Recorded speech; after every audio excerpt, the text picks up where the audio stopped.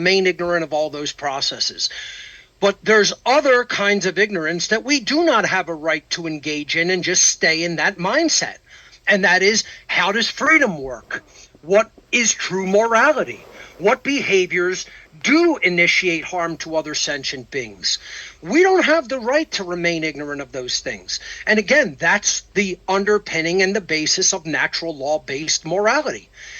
And not learning those things is not a right. You are in that form of ignorance over the most important things in life, which ultimately generates the conditions that many, many other billions of people need to live in, is not a right. That's not a form of ignorance that is a right. When you stay in that ignorance, you're a bad person. And this is what I'm saying.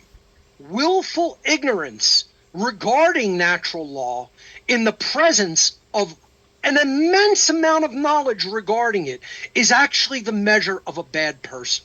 That's what makes someone a bad person, is they don't have any care or concern for what is right versus wrong. And let's define that briefly. A right is an action that does not initiate harm to other sentient beings. Everything that does not initiate harm against another sentient being is reserved as a human right. Therefore, what are the wrongdoings that do violate natural law, that do violate objective morality and other people's natural rights, especially the right to remain unharmed? Well, those are 7 behaviors. 7 behaviors which harm or diminish or defraud other people. If you are harming, diminishing, defrauding from another person, you are conducting harm against them in the objective world. This isn't about hurting people's feelings by telling them something that they don't want to hear right now. You're not just calling them bad because you're judgy or something, right? That's not what's happening here. We're talking about objective states of harm and diminishment in real objective reality and nature. Right, from a holistic worldview. It's demonstrable not just a harm. random statement. So what we saw yesterday is the first of them, murder. And that's a political assassination, which is a form of murder. You're murdering someone, you're taking their life without right. Well, what is taking life without right? It's theft. You stole a life that doesn't belong to you to take.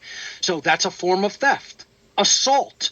You're stealing bodily well-being, like breaking someone's arm or hitting them in the jaw and knocking teeth out. You're diminishing from the person.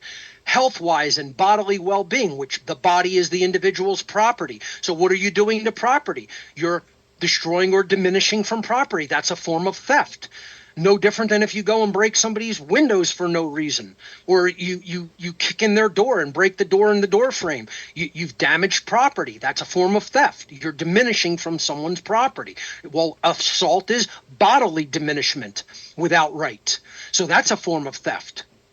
Rape, sexual association without right to do so, forcing sex on someone.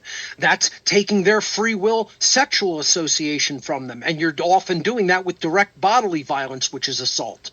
So that's a form of theft, taking something that doesn't belong to you. Physical theft is taking property that doesn't belong to you. That's the definition of theft.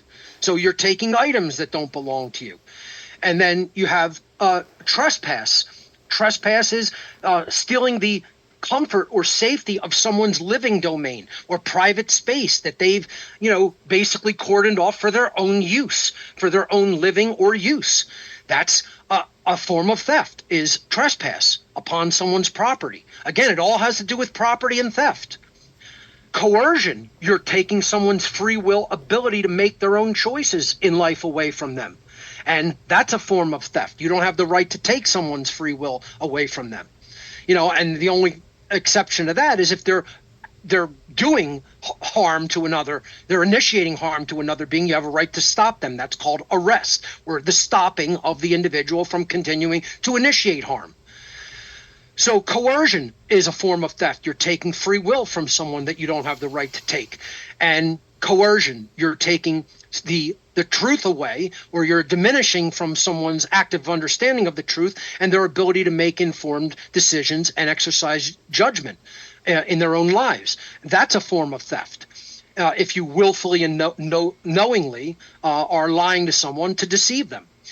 every wrongdoing. And by the way, these are the true 7 deadly sins, not the 7 deadly sins of the ridiculous religion of, churchianity, which is, they say that the real 7 deadly sins are pride, gluttony, sloth, lust, anger, jealousy, and greed. All internalized states or emotions. That's it. They're mental states or emotions. They're not actions. Remember, a right is an action that does not initiate harm to other sentient beings. A wrong is an action that does initiate harm to other sentient beings. I'm not saying these are great emotional or mental states to dwell in and stay in and not improve yourself, to try to exercise discipline not to continuously engage these states. But if I'm gluttonous and I eat too much on a particular day, I haven't harmed another being. I haven't initiated harm to another being. I may have created an upset stomach for myself, and maybe I'll, purge, later, if it's severe enough gluttony.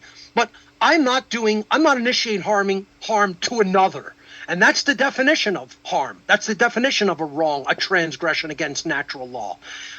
The real, I literally said to a person at a meetup, they were trying to tell me, to lust is absolutely a sin. And I said, really?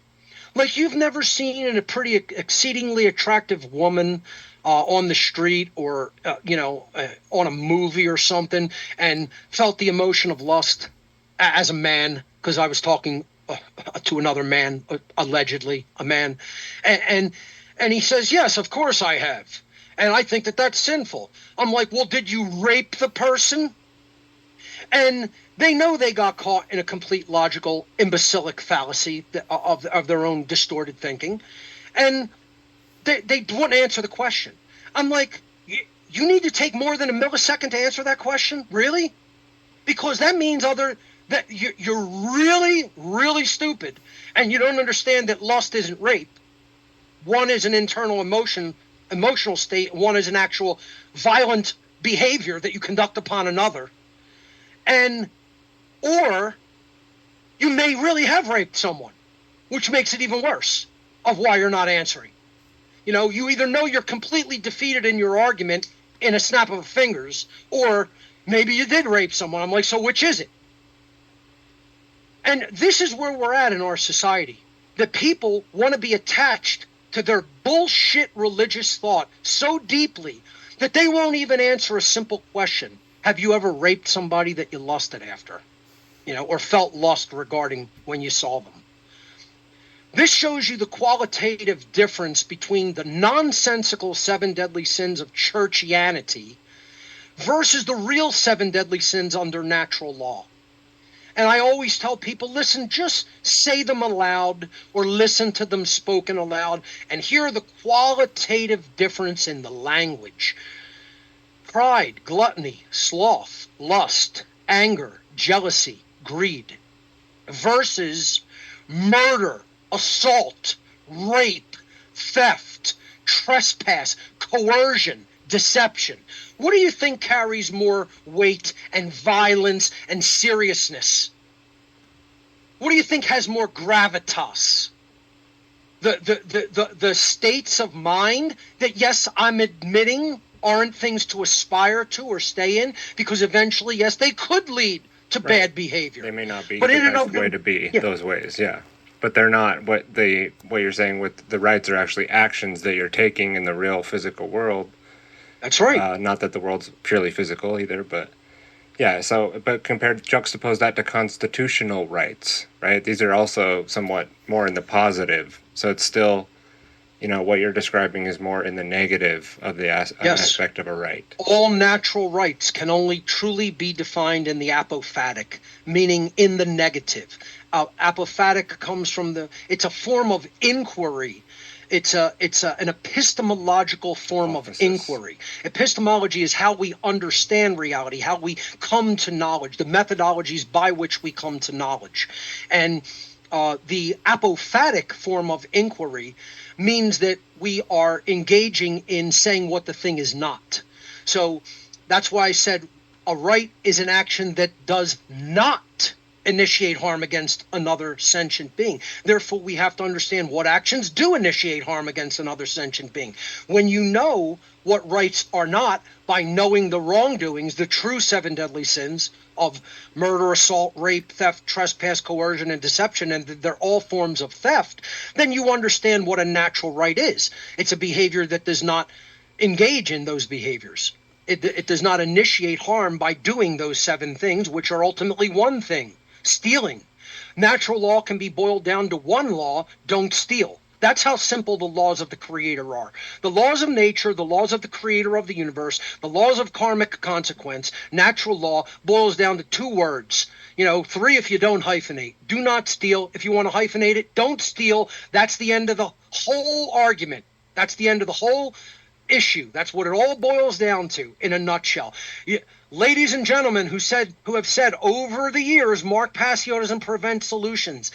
This is the one and only solution in all of life for freedom. You want to hear how you get freedom? Don't steal.